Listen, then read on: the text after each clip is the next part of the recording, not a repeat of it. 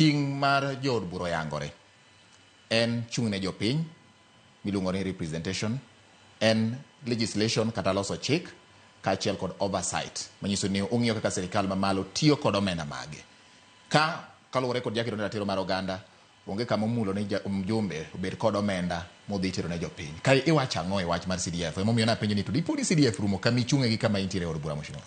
Mokwongo osiepna wach maber kabisa ni gin gikedo ne ratiro mondo katiba oluw. Lakini oriambo kowacho ni onge kaka inyalo golo mjumbe. Recall clause nitiere katiba. Kendo recall clause no nyiso ni omiyo japiny teko ma ka mjumbe ni ok ti maber tinyalo choko signature. Kichoke maber mikele IBC kato mjumbe ni inyalo duoke. Nie katiba. Ubro nyisi ene wakili. Wach mar ariyo en wach ni mjumbe otim tije. Anaparo ni tij mjumbe pok opogore godo ahinya. To kendo ka en ojadieri ubro koni ni chik mantiere godo sani CDF Act 2015 mabinyocho osetimo ni amendment 2019 2020 kata 2023 nyo chik amendment machielo. Amendment ma waketo kisomo chik kabisa nyisi ni onge kama mjumbe bede komiti mar CDF.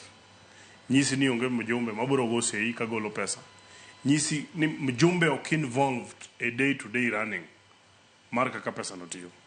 In fact, role mar mjumbe odong' mana achiel ni mamano boyienwa. Sani koponi Ministry of Water dobiro kunyo pi uriri. Tabro luongo gi to gibiro ira tanyiso gi ni wadhi ne uru mondo penj jopiny ni to pi idwa no kuny kanye. To kose wach ni pi ikunyo kanye to ministry keto budget mar kunyo pigno kama no jopiny owacho cha.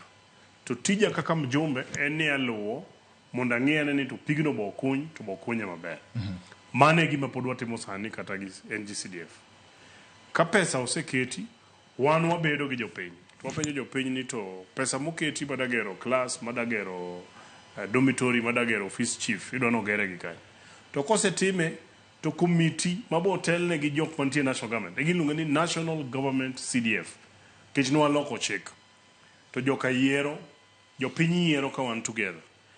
Kanye kama oversight na chakore go. Oversight na chakore ka kora ng'iyo to gimane jopiny owacho cha betimore. Kora dhi kuchocho tang'iyo.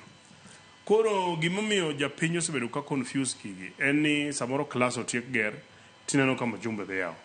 Mamano to onge problem nikech kata pi ko kuny gi Ministry of Water. Samo kunye ibro luonga kaka mjumbe mondo wadhi. Kata weekend ni nyi neno ka for example Minister mar Energy nye luorore ka dhi kuonde kodhi chaka yanga project mag stima. Kata president dhi to samoro ka president onge mjumbe ma area no nyalo dhi. To konyiso ni kidhi yawo project ni to koro ine manye timo project no. Omiyo aparo ni owadwa nitiere kare.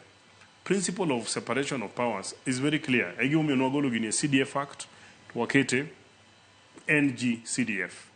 Koro en a government function matimo godo gigo ero. Tena body in fact CDF falls squarely under ministry. Any ministry and under treasury planning. And under line ministry. Makata kwa timo oversighting. To timo oversighting under that line ministry. Yes, Cornelius, aneno kise tingo